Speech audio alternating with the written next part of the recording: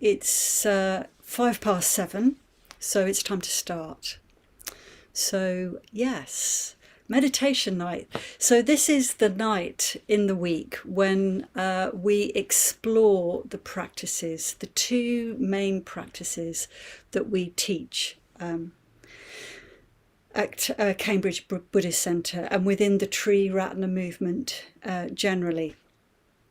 So there's the mindfulness of breathing, where we're cultivating a mindful awareness in the service of integration. We are training ourselves to become concentrated and energized. So there's there's an energized calm that we can enter into as a consequence of this practice, mindfulness of breathing. And the object of that meditation, as you very well know, I'm sure, is the breath. And by focusing on the breath, becoming intimate with the breath, we start to become more deeply aware of the mysteries of what it is actually to be a self, or to have a self, or to experience selfhood. Quite a few of you have been on the 6-week challenge, and we've been exploring that. And that is one of the threads that we explore in meditation practice.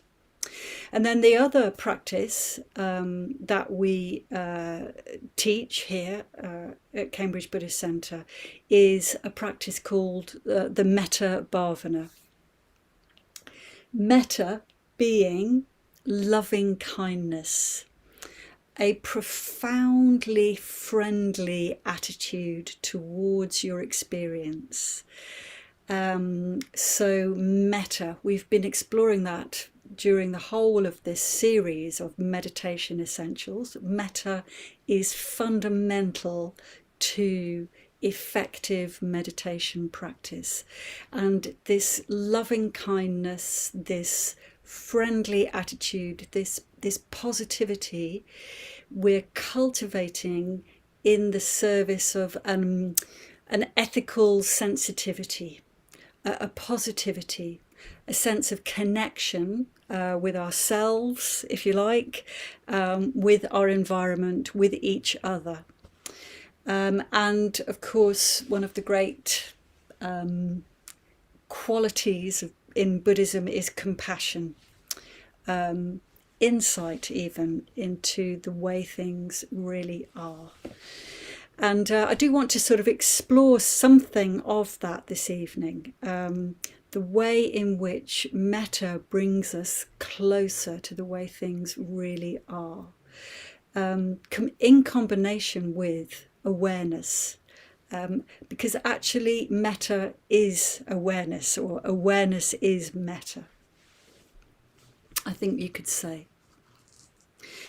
And in the Metta Bhavana, the object of the meditation is the self, or yourself, or your experience of yourself in relation to others. And as we develop in the practice, we start to acquire a sort of a perspective on ourselves and our experience that takes us closer to the way things really are. So on meditation night, we do these two practices. We explore these two practices and we alternate them. They are really complementary practices. And so anyway, the general idea of this night is that we alternate the two practices. But a few of you will be aware that we're going to be doing a series, the next series that starts next week, that Samudra Ghosha and Padmajata will be leading, is going to be actually devoted to the Metta Bhavana. So even though actually it's Metta's turn this week, I thought that I would explore the mindfulness of breathing. And actually, in a way, for me, the boundaries between mindfulness of breathing and the Metta Bhavana are sort of quite fuzzy anyway. And I wanted to explore that. I wanted to explore how we can engage with the mindfulness of breathing inspired by metta and the practice of metta.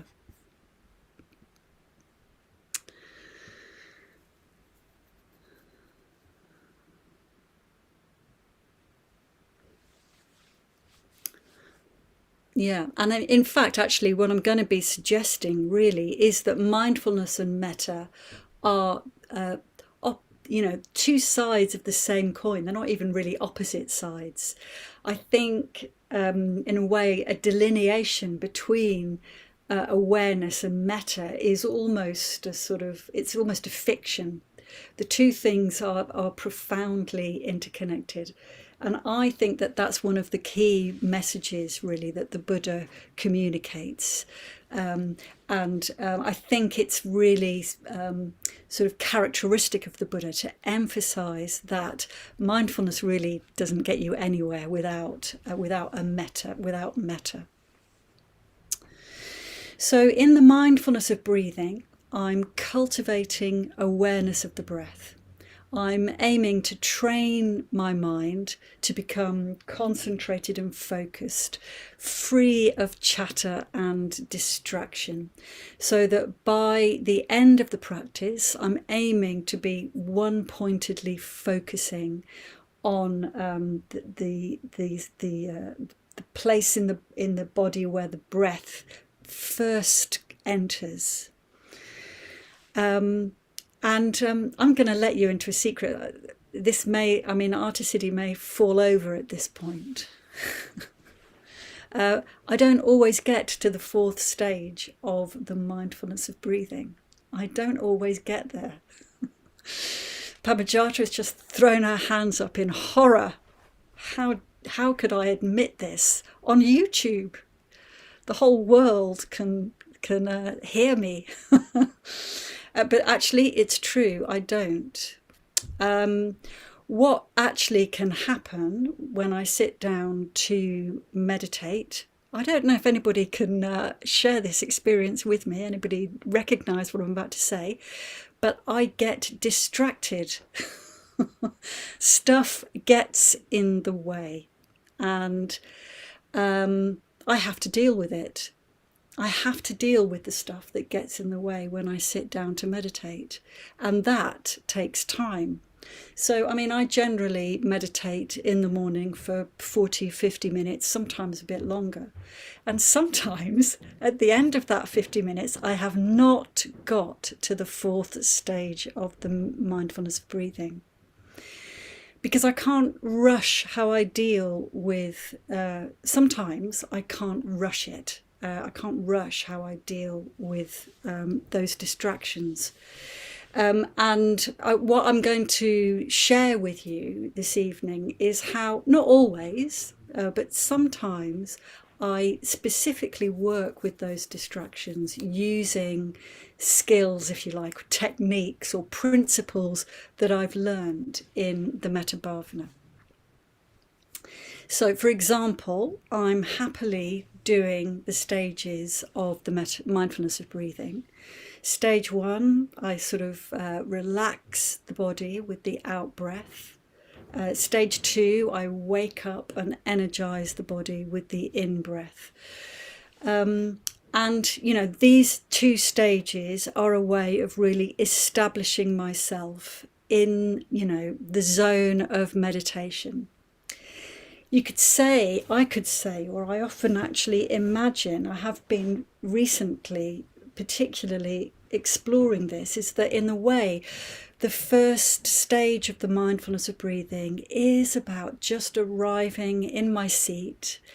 As I breathe out, I just let everything, all the chatter, all the detritus of the day or the night before, just letting it flow out of me into the ground. So that I am well set up for the meditation that's going to continue. So the first stage is about, in a way, about being well. And the second stage, I'm connecting with the energy in the body. I'm waking up to the energies in my body. I'm aware, becoming aware of the feelings, the sensations, the tingling, the pleasure of the body. I find that it's really, really helpful, important to establish a strong, positive, pleasurable basis to my meditation. And that's what I do in the second stage. May I be happy. May I gather to me all of those positive aspects of my experience at the moment, and allow them to sustain me through the practice. And then I get to the third stage and I drop the counting. And I get to the third stage when there is a degree of stability. There is a degree of concentration. I think of it often actually as if, in the first two stages I'm sort of wading into the sea, and then I get to the third stage and it's like I can take my feet off the ground and just float on the sea. And the sea is like the breath. It's breathing me. Suddenly I'm no longer breathing the breath is breathing me. So I can drop the counting, I can relax and go with the flow. And it's as if I can sort of start to look around me, become aware again of my environment, because I'm much less likely to be distracted. I say that, and then of course what can happen is that I drift off.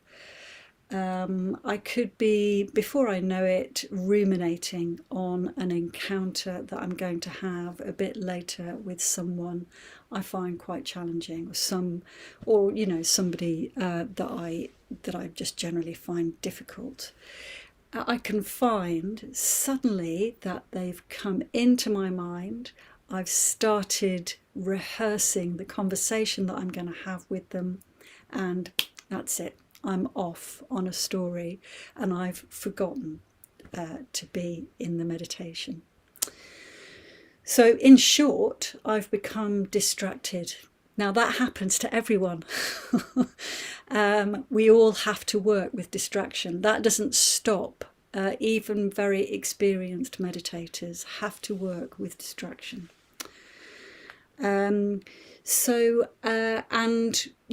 When I'm distracted, I'm in the grip of what we call a hindrance. I'm in the grip of something that's actually stopping me from being in the flow, in that concentrated flow. And actually, in this case, I'm ruminating about someone that I find a bit challenging, and I notice that I'm not really wishing them very well. In fact, I'm feeling maybe subtle or maybe quite intense ill will towards that person. So I'm noticing that I'm in the grip of a hindrance, something that's getting in the way, something that's tying me into thought and distraction. And I can also notice that it's basically ill will. So I can remind myself at that point that this is the mindfulness of breathing. I come back to the breath. I can be well and I can be happy. So what I do in this situation is I just go back to the drawing board. I go back to stage one, breathing out, seeing if I can just let that ill will, that difficulty flow out, connecting again with the breath, energizing, noticing all the positive experiences that are available to me in the midst of that distraction. And, very often that is enough to stop me from ruminating, to enable me to get back to the breath, and all is well. I can build up back again to the third stage and hopefully go on from there. So that very often is enough. But say that the hindrance, the thing that's the distraction, is persistent. Say it just keeps coming back. Maybe a different distraction will come in. Something completely from left field. Maybe I start fantasizing about this. Juliet, you'll like this. Maybe I'll start fantasizing about what's in the fridge and what I can make out of what's in the fridge, and I'm craving. Or maybe, and if that's the case, probably I can just do the same thing again as I did before. I can just connect back with the breath. Remember that it's my intention to stay with the breath and not get caught up in thinking.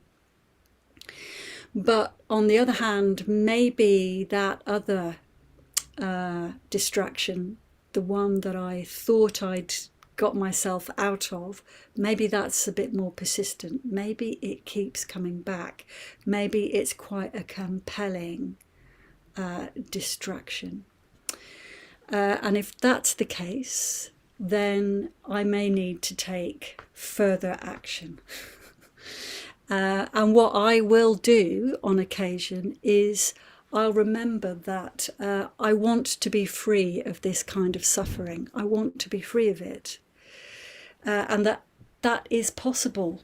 It's possible. I can investigate the impact that this is having on me. At the level of physicality, how does it feel to be harbouring this ill will, to be rehearsing this story? Does it inhabit my body? Does it rumble in my guts or churn in my heart? Very often you will notice that it has a kind of a physical sort of manifestation. And at the level of thought, I can notice the quality of the story. Am I a victim in this story? Is that person sort of big and overbearing? How am I characterizing myself? And I think over time you can start to realize, in fact, something that's glaringly obvious, which is that person isn't actually present and isn't actually doing that thing to you in the moment, in the context of the meditation.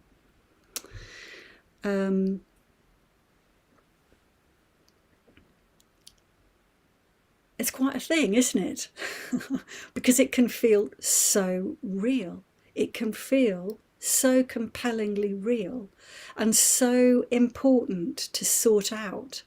But actually, it's not happening to you in this moment.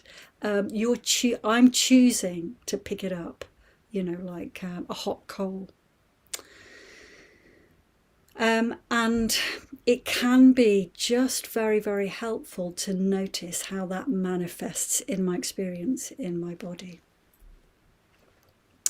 While I was thinking about this a bit earlier, I remembered actually something that happened to me. It didn't happen actually in the mindfulness of breathing. It did happen in the Metabhavana, but I've got a vivid memory of when I was, maybe in my first 2 or 3 years of meditation, bringing a good friend to mind, and then realizing with an awful shock that I wasn't even sure if I liked her.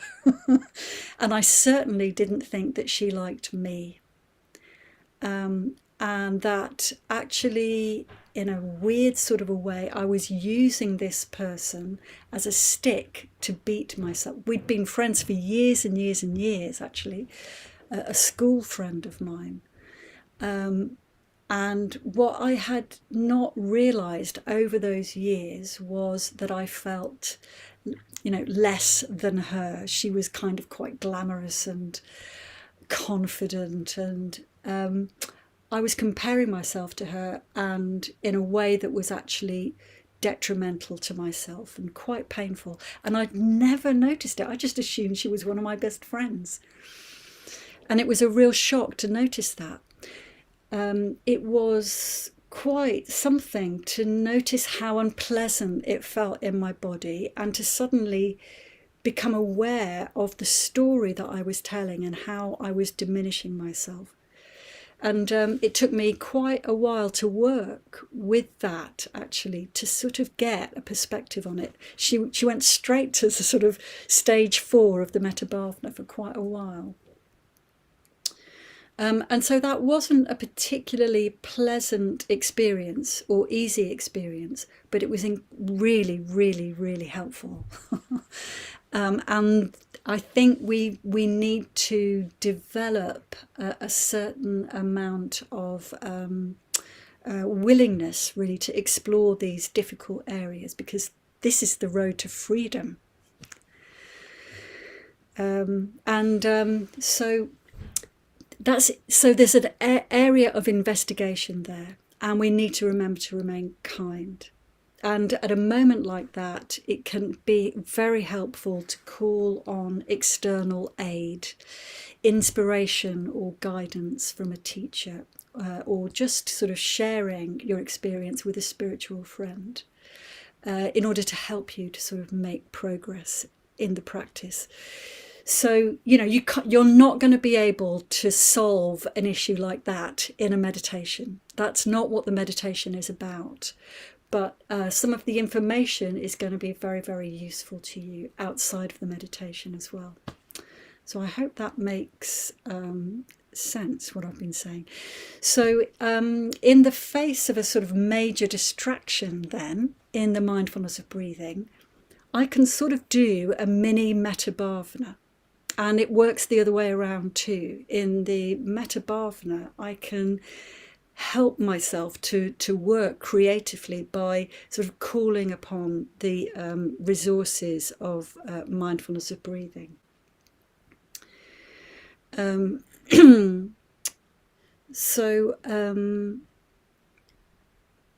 This, I hope I've shown how these two practices can really work together, or at least suggested, given you some ideas about how you can explore that in your experience. And I think a good principle to sort of note it, be aware of, is that actually just the noticing of a lot of this stuff is the most important thing.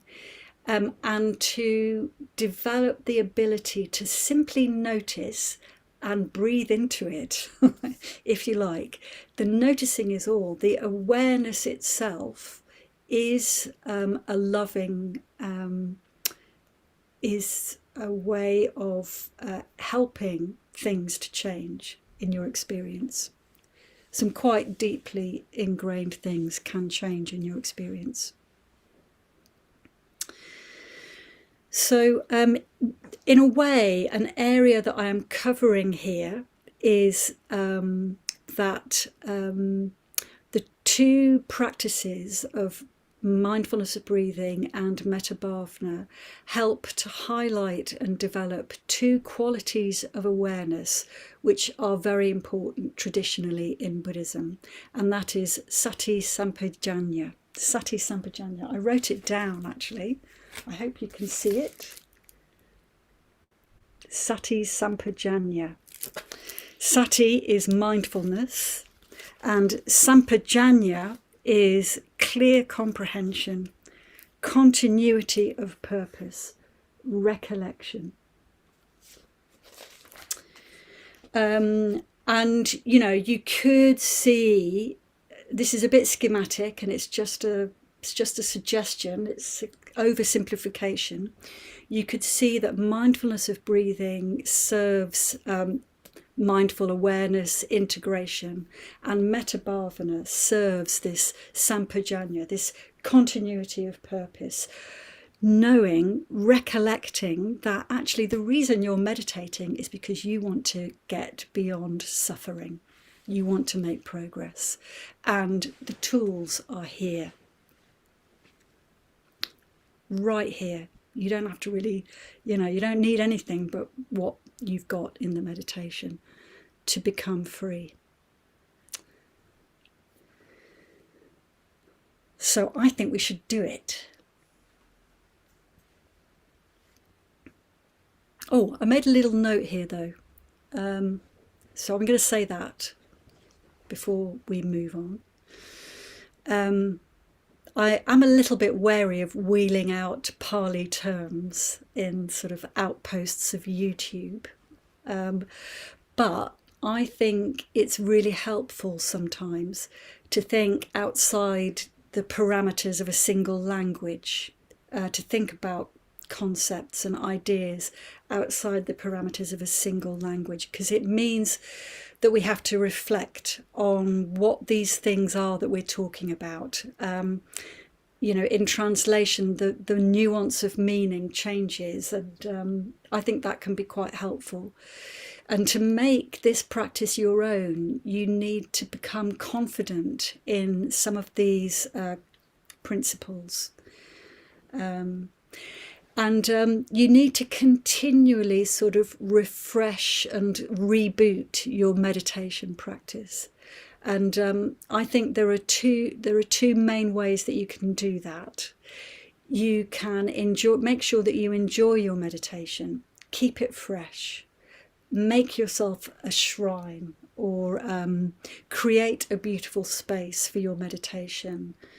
Go walking, exercise, do Tai Chi, things that enliven your body and make it a pleasant place to be when you're meditating. And then the other thing I think is you have to study. You have to study the Dharma, the Buddha's teachings. So in order to do that, you can come on a course, as you have done, come here every week, go on a retreat, read a book, find a teacher and engage with them if you can. Come on the Easter retreat with us at Easter for the long weekend. We'll keep you informed about that. That's going to enable you to change and grow almost without you noticing. So, let's try it. I'm going to lead us through a 20-minute period of the mindfulness of breathing. So, sort of unpeel yourself from the screen now and start to find your seat. So I'm going to lead us through a period of the mindfulness of breathing. And I'm going to sort of suggest that we use these phrases that traditionally we use in the Metta Bhavana, just to help bring that flavour of positivity into the practice. I've been reflecting on these phrases in recent weeks, and I just do find them really helpful, actually. So, finding your seat.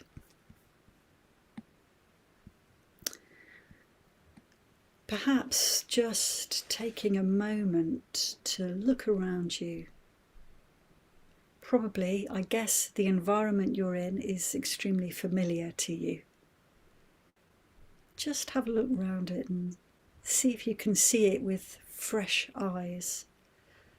There'll be things here that you love and cherish. Maybe there are things around you that you don't like so much, or that bother you, irritate you slightly. But just notice that. Maybe you could put them in your metta. See them a little bit differently. And then just closing your eyes.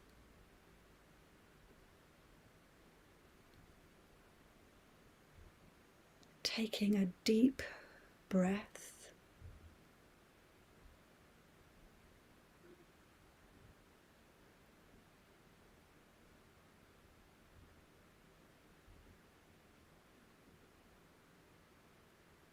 Beginning by connecting to the weight of your body, noticing how it drops down through the sitting bones into the ground,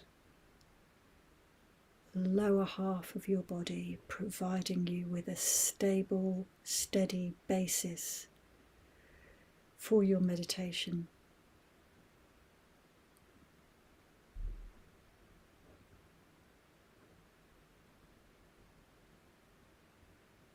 May I be well.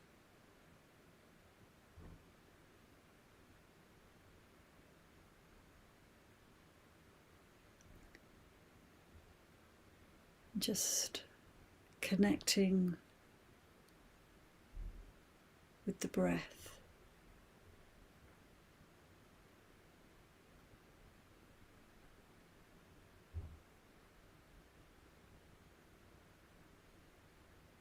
Noticing how the breath comes into the body,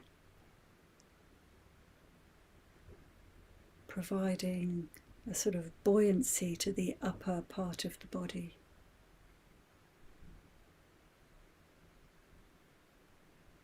And as you breathe out, just imagining all the tension, all the excitement, all the chatter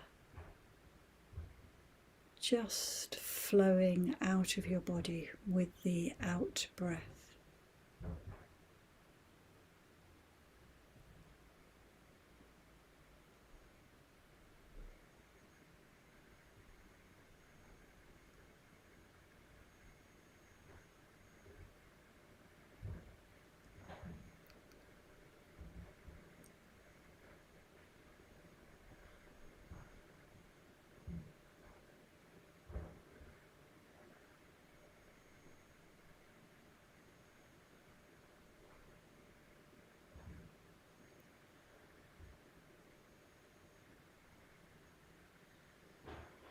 All can be well.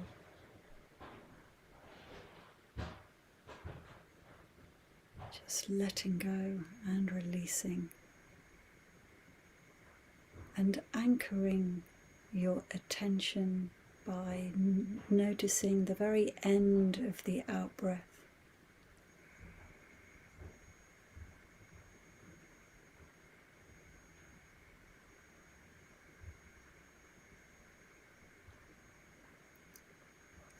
If it's helpful, counting from 1 to 10.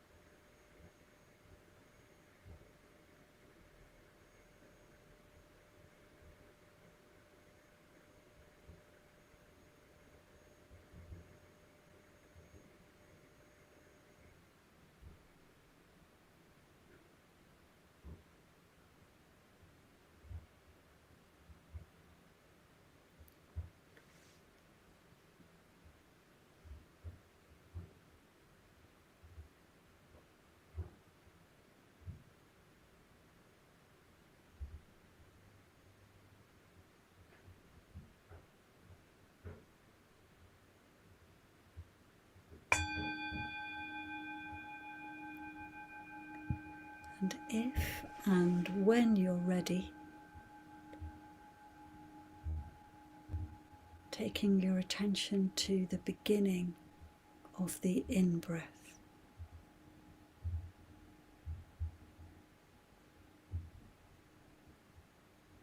Taking the opportunity to connect with the energy.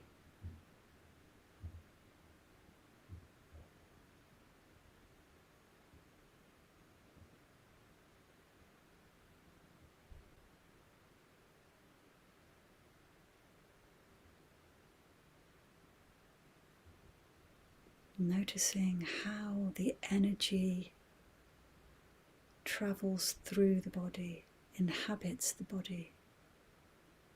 Perhaps there's tingling in your fingers and toes.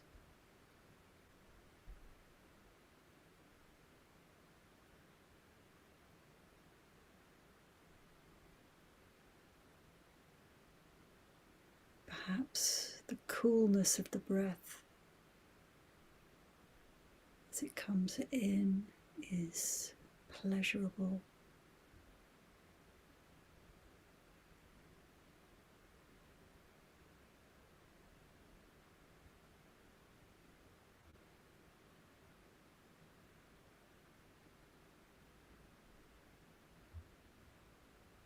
again, anchoring your attention, perhaps by counting just before the beginning of the in-breath.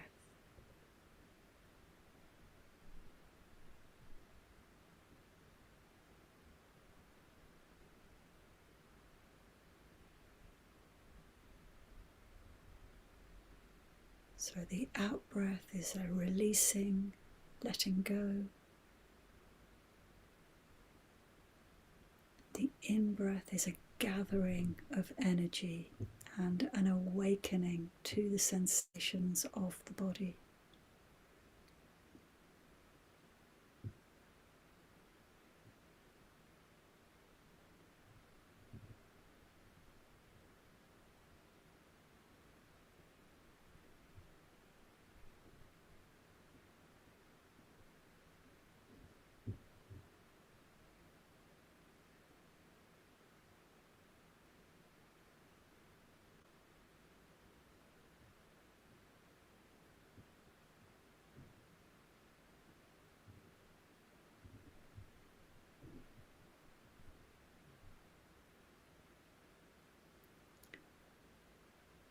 So giving yourself this object of the breath as the object of your attention enables you to sort of turn down the volume on the chatter. Any distractions can recede into the background until the breath just inhabits your awareness, becomes the focus. You can cultivate a curious attitude to the sensations of the breath in the body.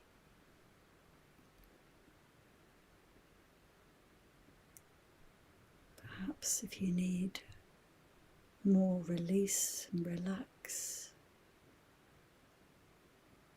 staying with the out-breath.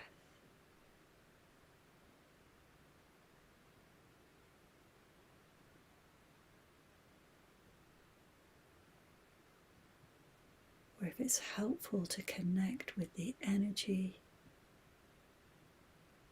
of the in-breath,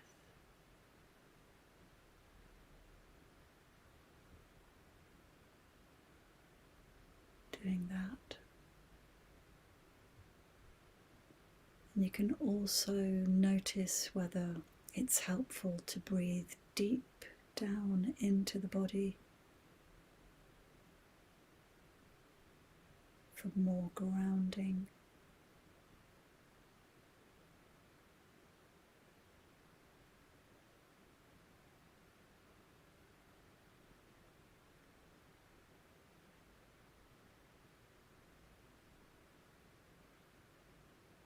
Or whether to focus the breath higher up in the chest.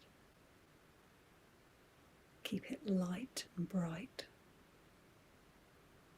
It's up to you.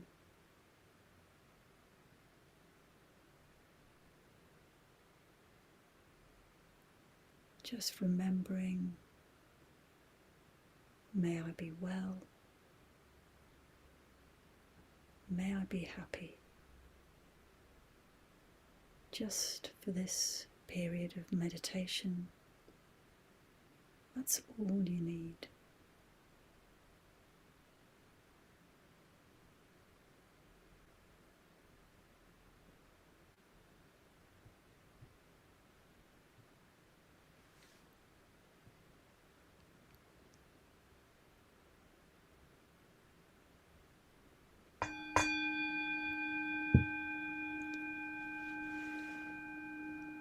And then when you're ready, letting go of the counting.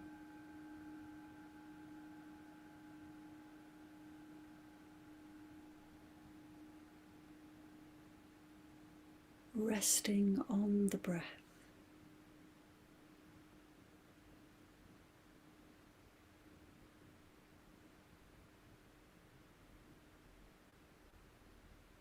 Allowing the breath breathe you. So it's as if you're riding the wave of the breath.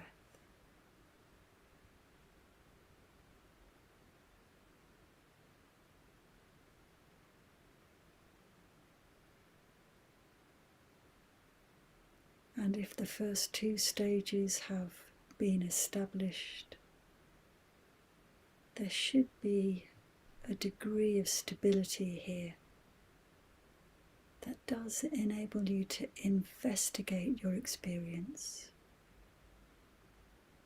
noticing what's happening in the landscape of your mind.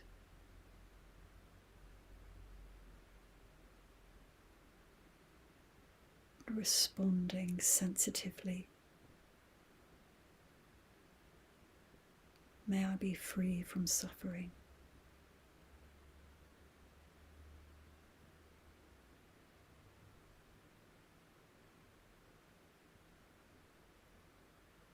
And do remember, if you get caught up in thinking, just keep it simple. No need to work it out.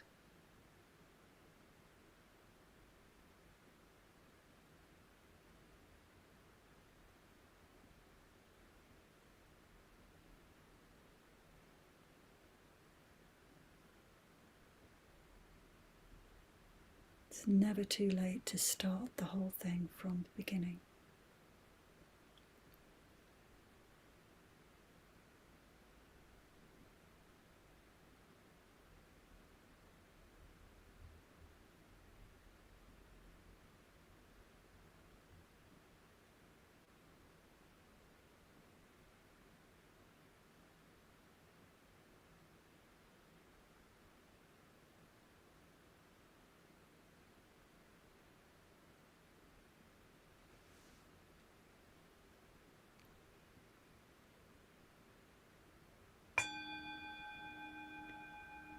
And in the final stage, just honing and focusing your attention on the place where the breath first enters the body.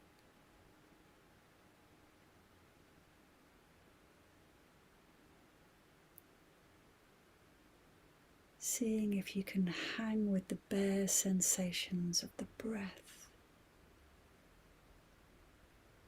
contacting the body.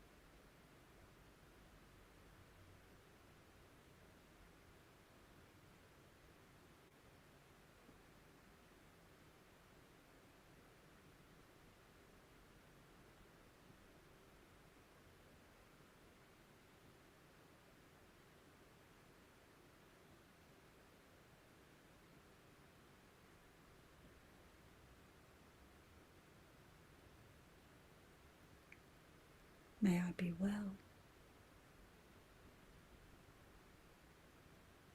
May I be happy.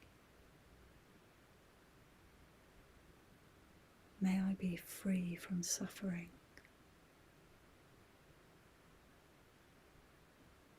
May I make progress.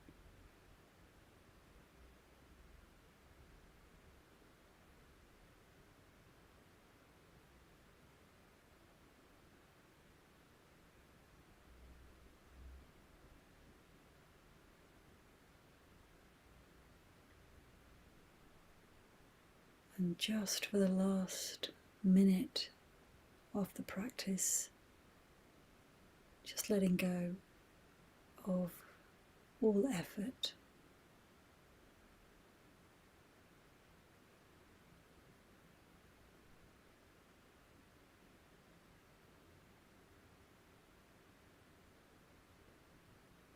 Just dropping the focus, just allowing yourself to sit with whatever arises.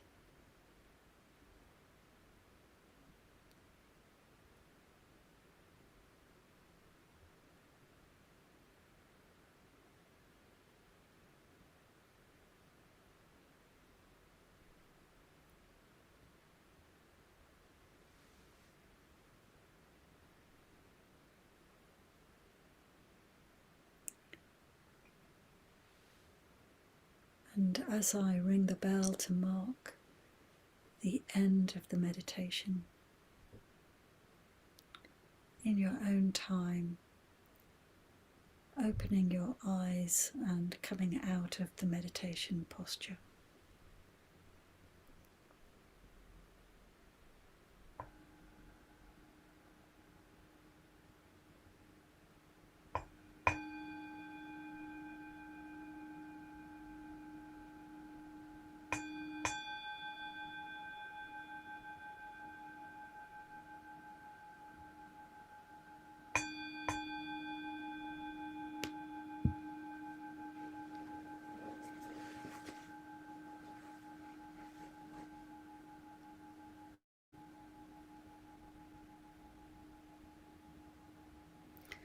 So we do just have a few minutes.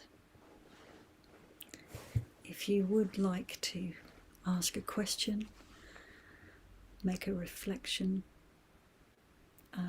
about that, anything that I've said or the practice, in the chat box, I'll do my best to answer or respond.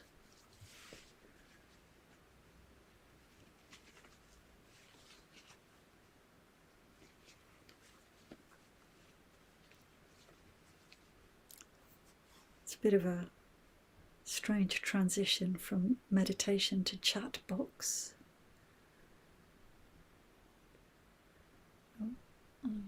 I can see Samudra Ghosh's face. I think he might be reading something.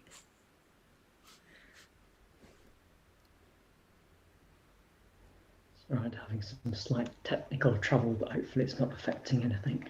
Okay. No, I was just going to mention, I found it helpful to be invited in the second stage of the practice, that if maybe I needed to go back to the first to sort of, I can't remember how you put it, but to relax more. Oh yes, that was helpful, just to actually return to the earlier stage there. Yeah, I think we do tend to teach it as if it's sort of a line from A to B to C to D with the mindfulness of breathing. But actually, that's not how I practice it. I sort of build each stage on top of the one that's gone before it. So it's a bit like a navigation tool, you know. So the first stage is like letting the air out of the balloon to bring it down.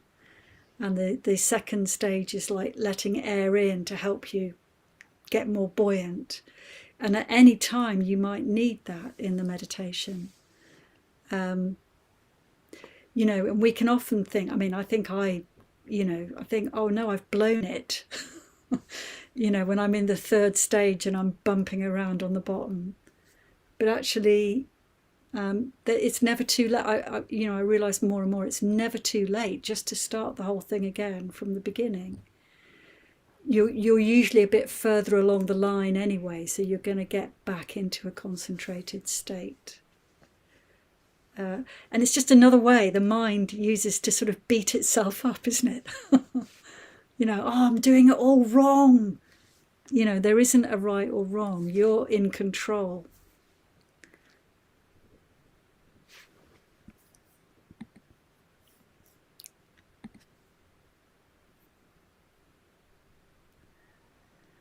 Someone was asking about retreat. I don't know if it's something you want to come back to Selena says, did I hear you mention retreat? Yes, we're going to do a home retreat at Easter. So it'll start on the Thursday, which might be the last Thursday of March. Not quite sure. Well, anyway, it will be the last Thursday of March. That might be the last day of March. That's what I mean. Yeah, and then the retreat will happen on Good Friday, Saturday, Sunday, and Monday. And we're just planning it now. We've got Jnana Varcha, who's a very wonderful teacher, will be coming along. Okay, is that right, Artisidi? Is that the date? It's 1st of April. 1st of April. Okay, Thursday, the 1st of April. Yeah, so Jnana Varcha will be coming along on the retreat, and we're planning it just now. We're going to try to make it family friendly as well, so you can balance committing to the retreat with also engaging with whatever else is happening for you over the weekend. One day you'll be able to come on retreat with us to Vidyasakhi or a retreat centre, but we're not quite ready for that yet. There's a few comments. Jenny says, I found your explanation about responding to distraction by going back to stabilization so helpful. Oh, yeah. Thank you. Good. Yeah. No, I find it can be very, very grounding to do that, and helpful, and keeps me on the straight and narrow, to be honest. Yes, Lena, so similar comment, going back to the first. Yeah. Oh, yeah, she says, what you mentioned about not working well with the third stage, I totally get it. I rarely manage that stage and go back to the first. Yeah. And Gabby says, adding metta has really warmed up mindfulness of breathing. Someone called it the kindliness of breathing. Yeah, that's lovely. Yeah, maybe we'll do an evening on the third stage, because I think there's a lot to be said for the third stage of the mindfulness of breathing. But I know what you mean. It can feel like, yeah, a bit too sort of like there's nothing to hold on to. But time is running out. So I think it's time to draw this to a close. Thank you for coming. It's been really great to meditate with you and to practice with you. If you're not already subscribed to our YouTube channel, please do subscribe. That's quite helpful for us.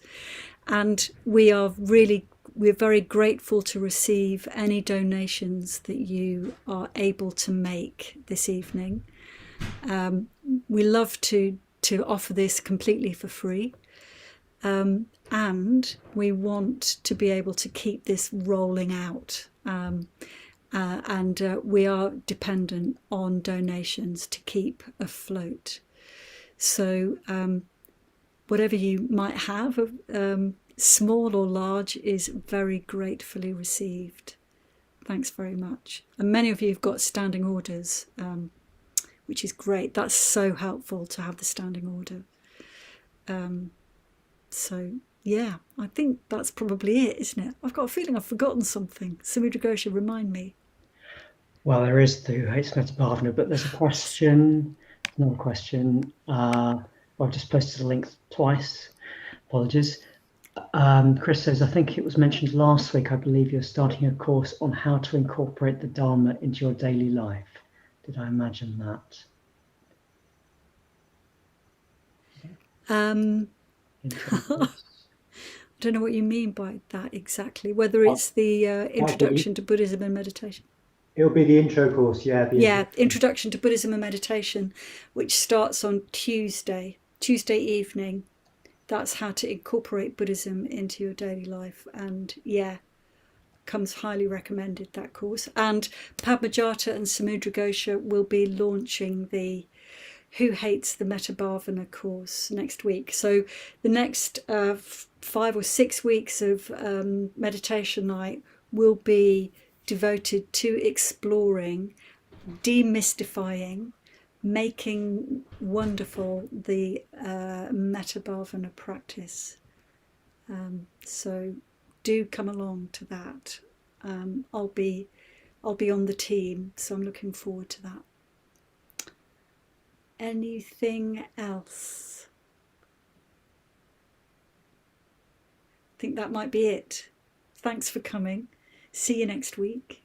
Come on Monday morning. We have a Monday morning meditation as well, which you're very welcome to come to. And that has got a clinic, a sort of meditation clinic. So you can go into a special class where you can ask questions and explore the practice as part of a Zoom group. So it's a bit more interactive than YouTube. Look on our website for details, drop us a line, and hopefully see you soon.